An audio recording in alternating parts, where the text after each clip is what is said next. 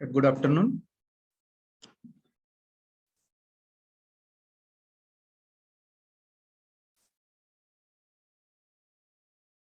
So, in the last lecture, we have started the unit number 1, and we have covered the part of unit number 1 up to the we have seen the three physical properties of the cement. So these three physical properties of cements are the fineness of cement, consistency of cement, and initial and final setting time. So today we will continue with the physical properties of the cement, that is the soundness of cement. So generally, the soundness test of the cement, or this is one of the physical property of cement. So how to check the soundness, and what is soundness, that we will see, and how to perform this particular soundness test, that we will see here. So generally, the soundness refers the ability of cement to not shrink upon the hardening. It means when the cement goes in the hardened stage. So if we make the paste of the cement, and cement goes into the hardened stage, at that time that cement paste will not shrink. So that is the soundness. It means do not change the volume of the cement paste. That is nothing but the soundness. So the generally good quality of concrete retains its volume after the setting times delay expansion. So without delay expansion, it means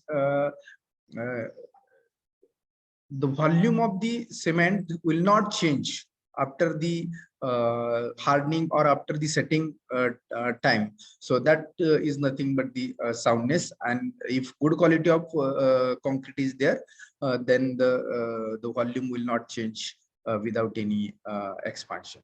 Then it caused by the expensive lime and magnesia, excessive lime and magnesia. So if the volume of cement will change, that cause or that change due to the excessive lime and magnesia. So soundness is defined as the volume stability of the cement. So soundness is defined as the volume stability of cement. It means the soundness, the cement paste will not change their volume due to change in any shape or any change in expansion. So this is nothing but the soundness. So then the soundness of cement, again we can define by using the we can say the ability to retain its volume after it get hardens. Again, this means what?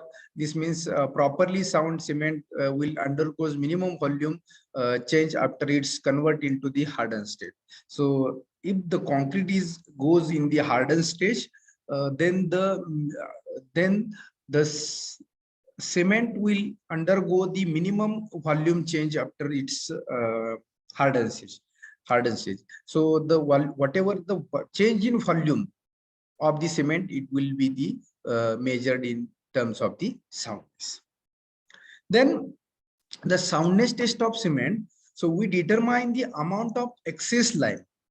So amount of excess lime we determine in the soundness test, and this test can be conducted by the Viz.Soundness method or autoclave method. So we can conduct the soundness test by the Viz.Soundness method and autoclave method.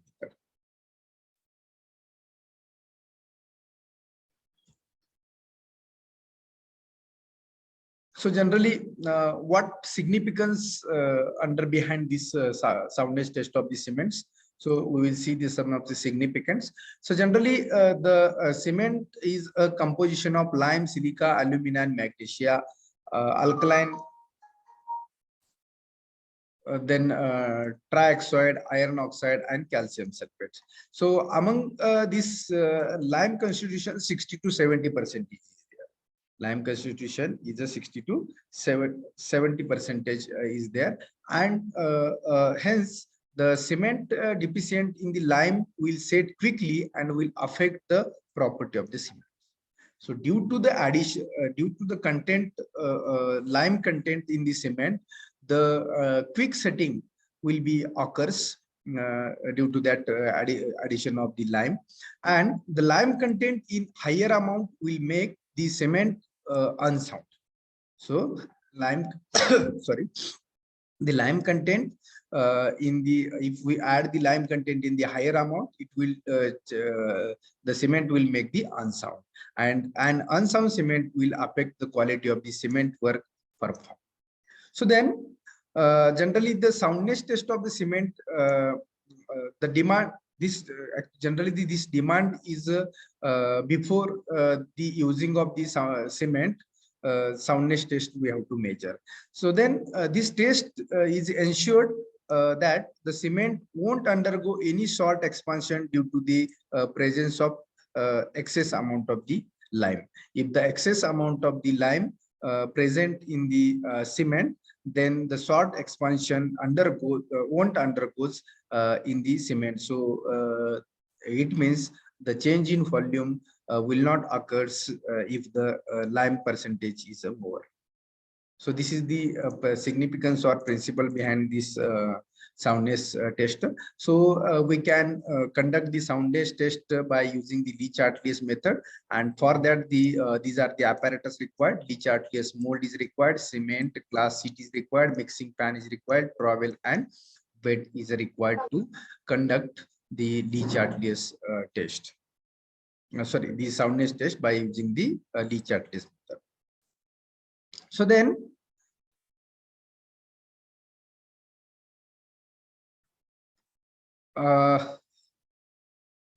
this soundness test, the mold consists of small split cylinder of the spring brass and the suitable metal of 0.5 mm thickness, forming the mold 30 mm internal diameter and 30 mm height. So these dimensions are very important. The whatever mold we are using for the soundness test, the thickness of that mold is a 0.5 mm. Then internal diameter is a 30 mm, and the height of the mold is again 30 mm. So these dimensions we need required, or maybe the question will be asked for the MCQ examination, GATE examination, or competitive examination. These dimensions of the soundness mold, to measure the soundness by using this particular mold. So 0.5 mm thickness, 30 mm internal diameter, and 30 mm height is there. So then in other sides, the split are attached to the indicator with the pointed ends AA. The distance from these ends to be center of the cylindrical being 165 mm. And the mold shall be kept in good condition with the jaw not more than 0.5 mm apart. So generally the size of the mold is specified, and after conducting this test, we have to measure the dimensions of the cement, whatever cement paste we have prepared and filled in that particular mold, that we have to measure, and we have to measure the dimension of that mold, so we can calculate the change in volume of this particular of this particular cement paste. So what procedure we have to follow for conducting the soundness test of the cement? So the Lee-Chartlius mold and glass plate are like lightly oiled before conducting the test. So whatever Lee-Chartlius mold we are using and the glass plate we are using, that we have to oil before the conducting the test. Then prepare the cement paste as a consistency test with the 0.78 times the water required to give the paste of the standard consistency. So before conducting the soundness test, we have to measure the consistency of the cement, and the consistency of the cement, that 0.78% times the water is required to add in the cement to make the cement paste. Then fill the cement paste in the Lee-Chartlius mold, taking the care to the edge of the mold and together during the operation. So whatever paste we have prepared, that paste we have to fill into the Lee-Chartlius mold, and then we have to ensure that that mold is properly filled and properly compacted.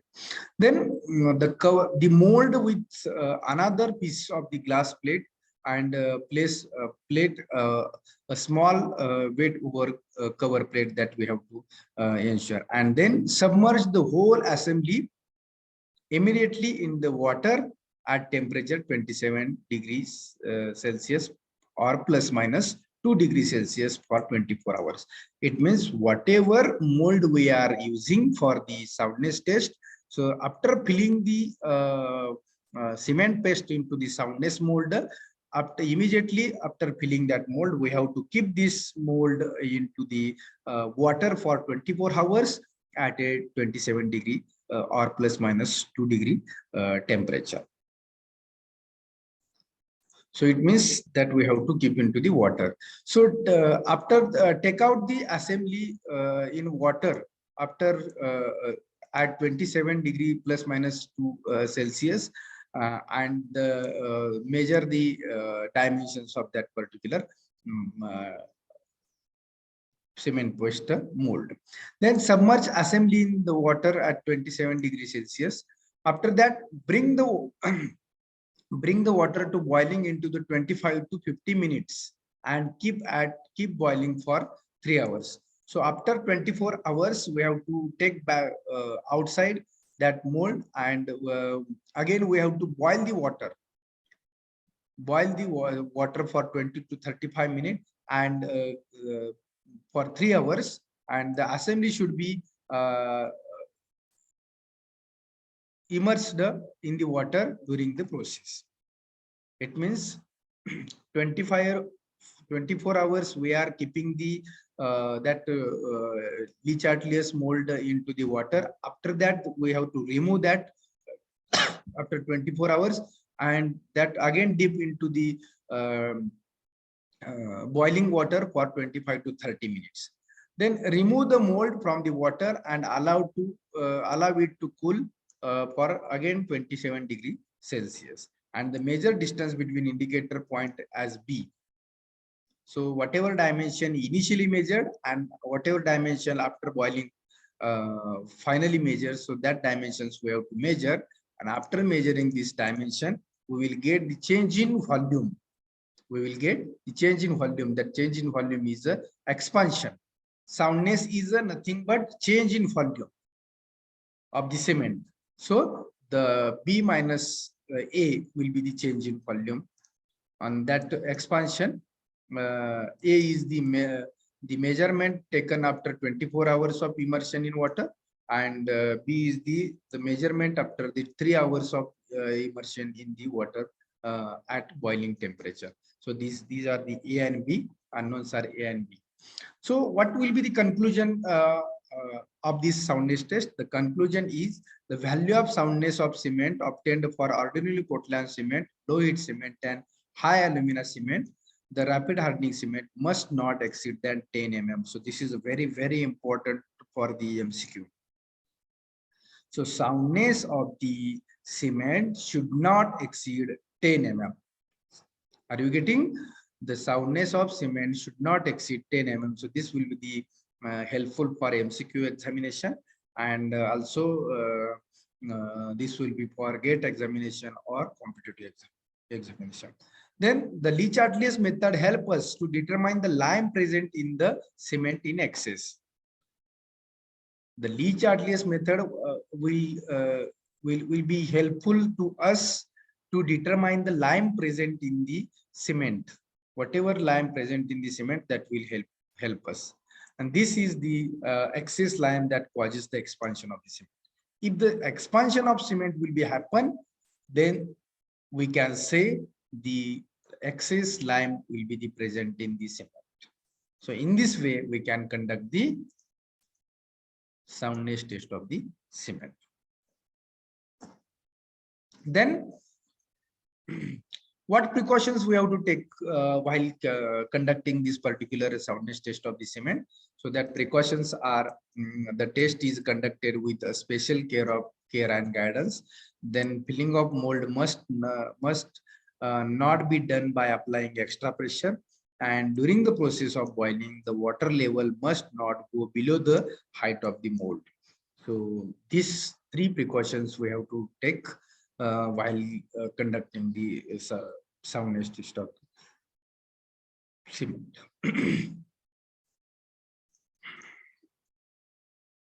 So next physical property of the cement is the strength of the cement. So generally the strength is a very important parameter or property of the cement. So there are three types of the strength measured of the cement. So the compressive strength, tensile strength, and flexural strength. Whether the what is the compressive strength of the cement, then tensile strength, and the flexural strength. So generally the compressive cement is a good in compression. So the compressive strength is a very important. So compressive strength is the most common strength of the test, and the test specimen 50 mm is taken subjected to compressive load until the failure. And the loading sequence must be 20 to 80 seconds. So generally what we are doing in the compressive strength of the cement, so generally we are preparing the molds are available for the taking the compressive strength.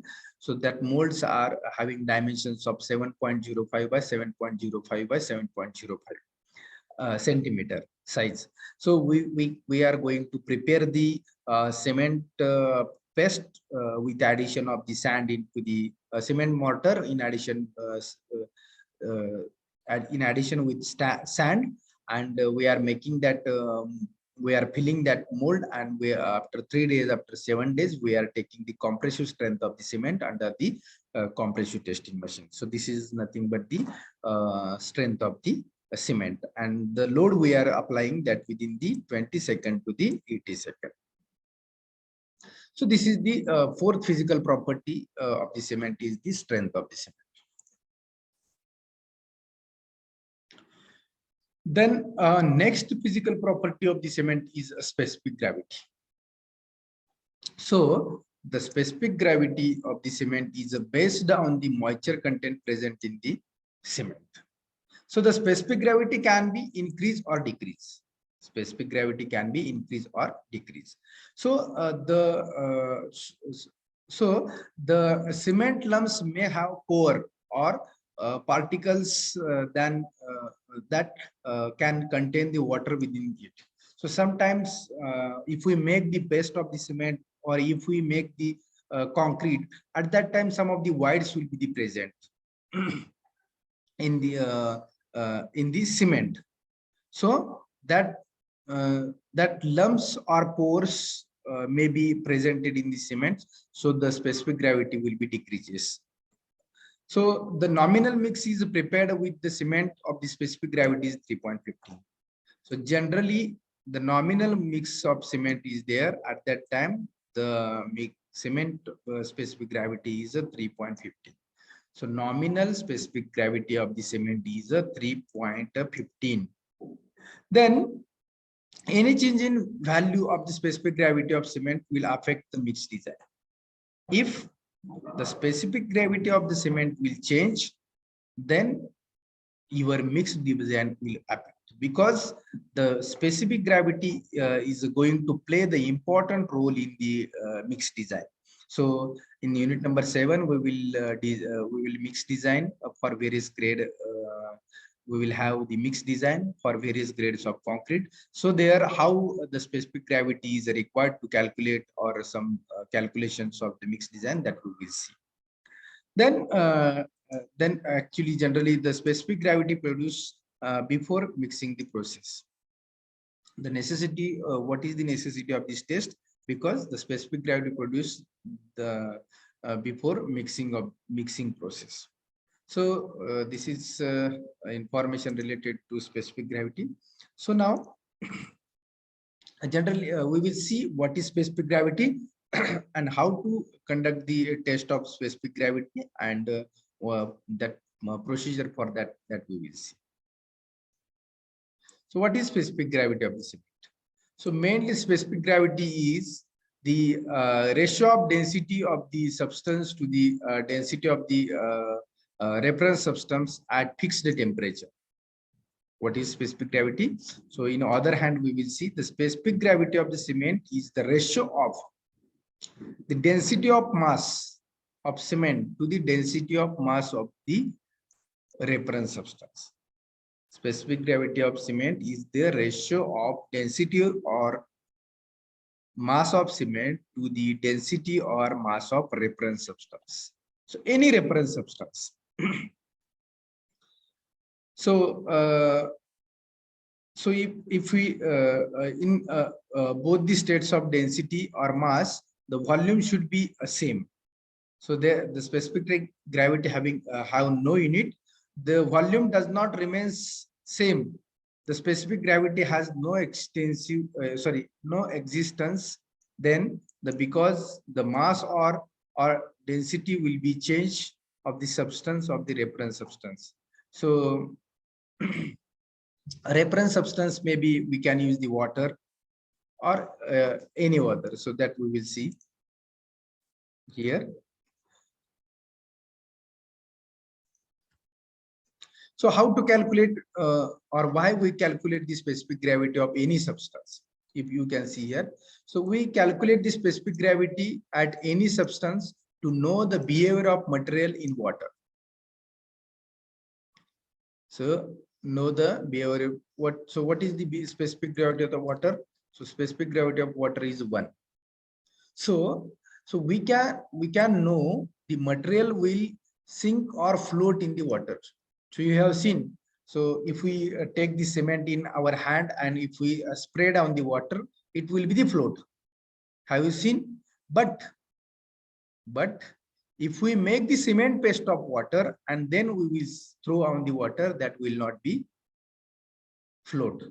So it means the specific gravity of cement is greater than the specific gravity of water.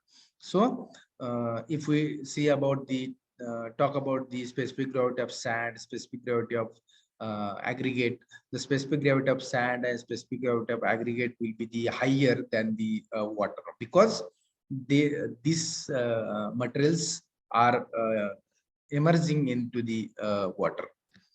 So whichever specific gravity is less, that will be the float on the water. ज्याची कमी आहे specific gravity ते पाण्यावरती तरंगतील आणि ज्याची जास्त आहे ते पाण्यामध्ये बुडाले जातील. So all the materials in our environment have fixed specific gravity.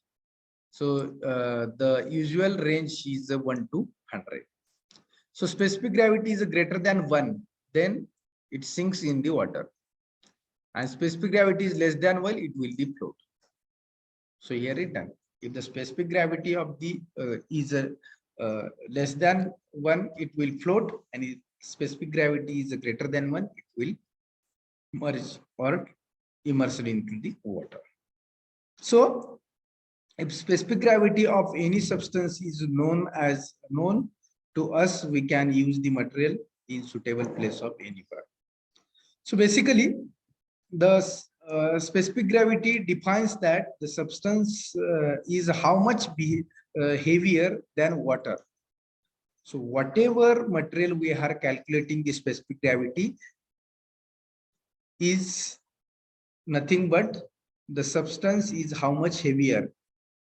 So we are calculating specific gravity of cement. So how much weight higher than the water, that we have to we are calculating, or substance with the same part. So then specific gravity of cement ranging from 3.1 to 3.16 gram per cc. By this substance or this statement, we can ensure that the cement is 3.1 to 3.16 times heavier than the water. So normal specific gravity of cement is 3.1 to 3.16. So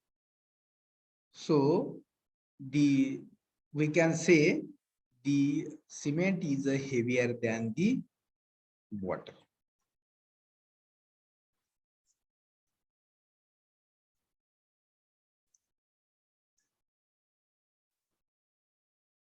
So generally,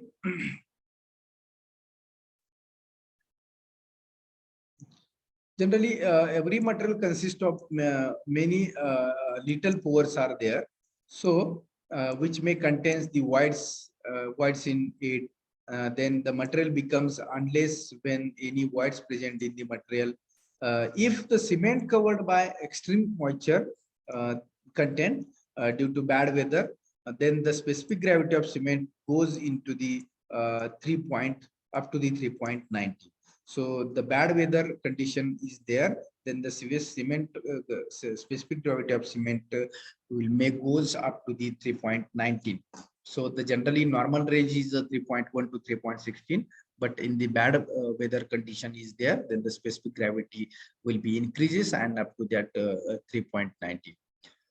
So then specific gravity values reaches 3.19, then the pores in the cement filled in the moisture. So the bad weather condition, it means moisture will be present, and due to the moisture, porosity will be there. Due to porosity, the cement specific gravity will be increased. Then the specific gravity value of Portland cement is generally around 3.15, while the specific gravity value of the Portland blast furnace cement and Portland pozzolana cement may have a specific gravity of 2.19. So the Portland pozzolana cement may have specific gravities near about 2.19, and the Portland ordinary Portland cement having up to the 3.16 or 50.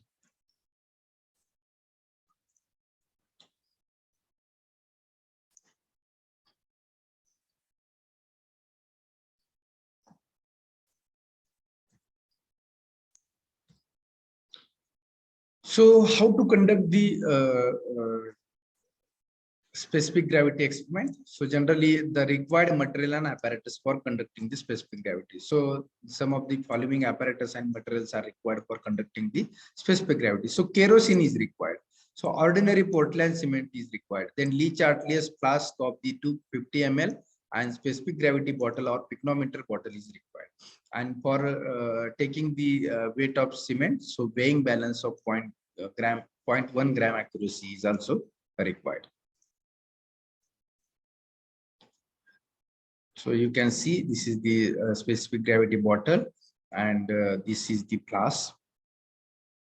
So how we can conduct the specific gravity? So if you see the specific gravity test procedure for the cement. So generally there are 4 weights we have to take while conducting the specific gravity test. So generally the flask should be free from the liquid. That means it should be fully dry, and weight of the empty flask, which is a W1. So whatever flask we are using, that flask is a fully dry, and the weight of that fully dry flask is a W1 that we have to measure first. After that, what we have to do? After that, we have to fill the cement on the bottle up to the half of the flask, around 50 gram, and wait with the stopper. So then we have to add the 50 gram cement in the bottle. Then that measurement of the weight is a W2. Then the kerosene we have to add into the bottle. So after adding, we have to add the kerosene in the bottle up to the fully fill the bottle, and the weight we have to take, that is W3. After that, empty the flask, whatever bottle we have used, that bottle we have to empty. Then fill the bottle with the kerosene, another kerosene. So earlier W3 was the half kerosene and half cement, but now next W4 will be what? The fully filled kerosene in the bottle and take the weight of that flask. So that W4. So W1, W2, W3, and W4, these 4 weight we have to consider, and we have to calculate the specific gravity. So W2 minus W1. Then W2 minus W1 minus W3 minus W4 into 0.7. So this is the very important formula for calculation of specific gravity. So there may be you have this will be the question you will ask for the gate examination also.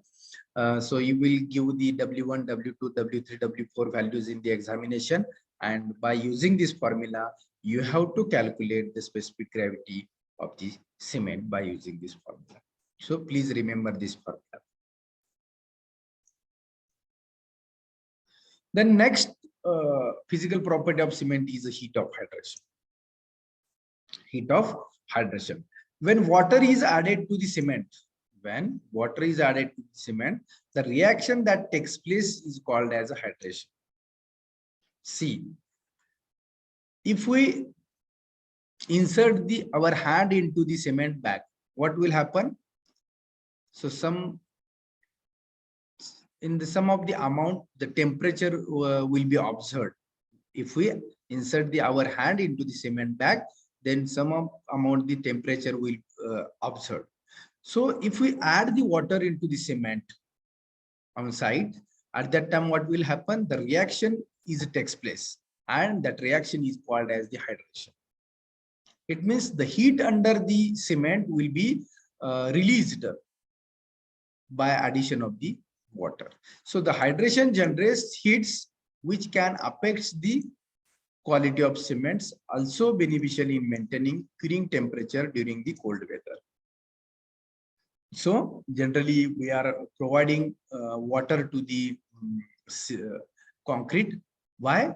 Because the cement is a binding material we are using in the concrete, and the hydration process, if we add the water into the cement or concrete, the hydration process will take place, and that hydration process will be is nothing but generate the heat which can affect the quality of the cements. So we are curing the concrete for 28 days. The reason behind that, the heat under the cements that we have to cold, or that we have to weather.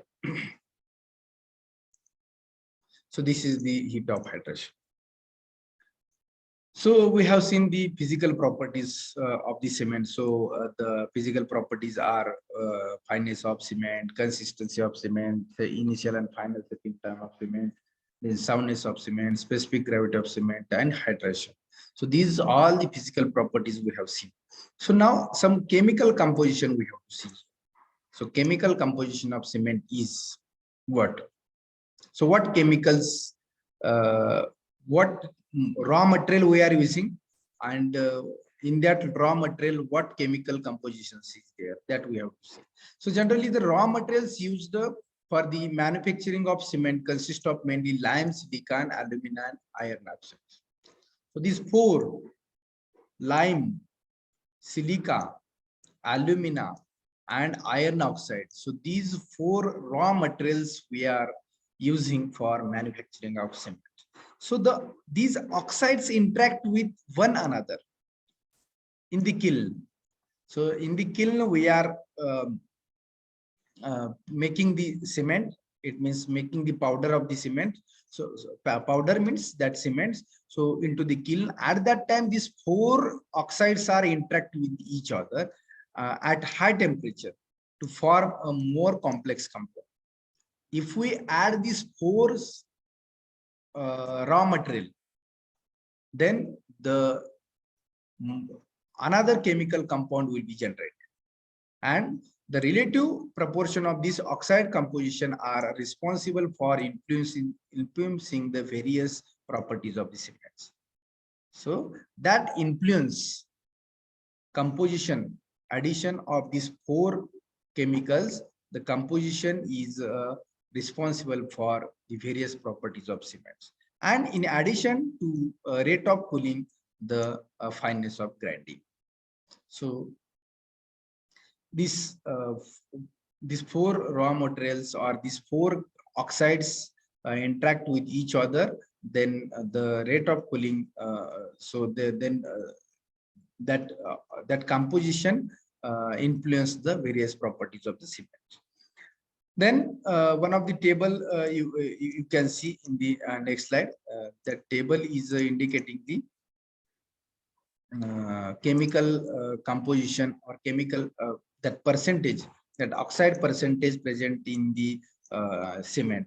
So CaO, SiO2, Al2O3, FeO, Fe2O3, MgO, then alkalis and SO3. This the 60 to 70% CaO is there, 17 to 25% SiO2 is there, then 3 to 8% Al2O3 is there, then again 0.5 to 0.5 to 6% ferrous oxide is there, then MgO is there at that range. So these values are very important, percentage are very important for the any competitive examination, gate examination. So the question will be asked on that particular percentage. So then the major compound, in largely based the Bogi's work. So there is a Bogi's work is there, or Bogi's compound we can see. So 4 compound usually regarded as a major compound are listed below. So 4 compounds, major 4 compounds are there in chemical compounds in the cements are there, that are the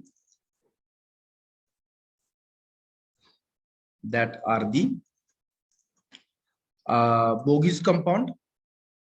So the first is a tricalcium silicate. Then second is a dicalcium silicate. Then third is a tricalcium aluminate, and fourth is a tetracalcium aluminum ferrite.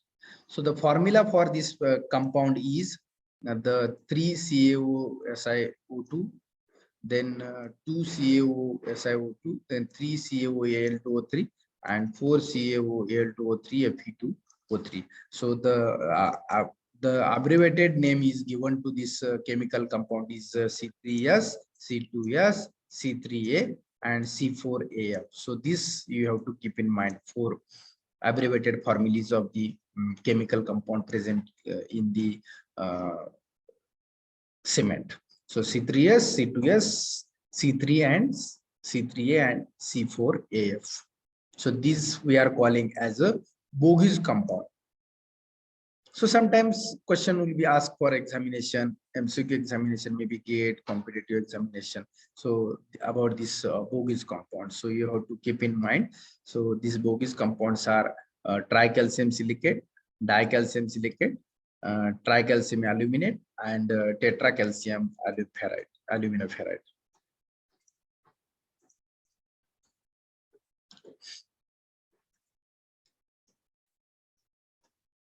So if you see here, this the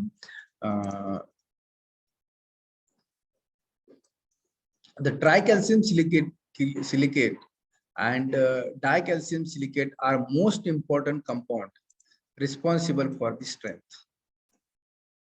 So these two, C3S and C2S, tricalcium silicate and dicalcium silicates, are most important compounds in the cements, and the reason behind that, it will increase the strength of the cements. Then together they consistent 70 to 80% of cement. It means dicalcium silicate and tricalcium silicate, the present in the cement 70 to 80%. So the average C3S content in modern cement is a 45%, and that of the C2S is about 25%. It means 45% tricalcium silicate is there and 20% dicalcium silicate is there. So the addition of this 40 and 25 is the 70 to 80%. So the calculated quantity of the compound in cement varies greatly, even the relatively small change in the oxide composition of raw material. So the manufacture of cement is a stipulated compound composition, and it becomes absolutely necessary to closely control oxide composition of raw material. So then the increase in lime content beyond the certain values makes it difficult to combine the other compound and pre-lime will exceed the clinker, which cause the unsoundness of the cement. If more lime present in the cement, then it will unsoundness of cement, cause the unsoundness of cement, and if so maintain the strength of the cements, then we have to use the tricalcium silicate and dicalcium silicate in the proper proportion. So again, an increase in silica content in the expenses of the content, the ferric oxide will make the cement difficult to fuse and form the clinker. So again, cement which the high total alumina and high ferric oxide content is favorable, then the production of high early strength in the cement. So generally nowadays we are using some high early strength cements also. So if we use the high total alumina and high ferric oxide cements, that we can maintain the high strength of the cements. Also, and then again, some oxides for the complete combining of the entire quantity of the lime present to form a tricalcium silicate also. So the advancements in the various sphere of the science and technology has helped us to recognize and understand the microstructures of the cements that that compounds before hydration, after hydration. So the various advancements we can see in the construction industry or science and in the science and technology that we are helping for manufacturing of the high strength and early rate of hydration of the cement that depends on the chemical composition.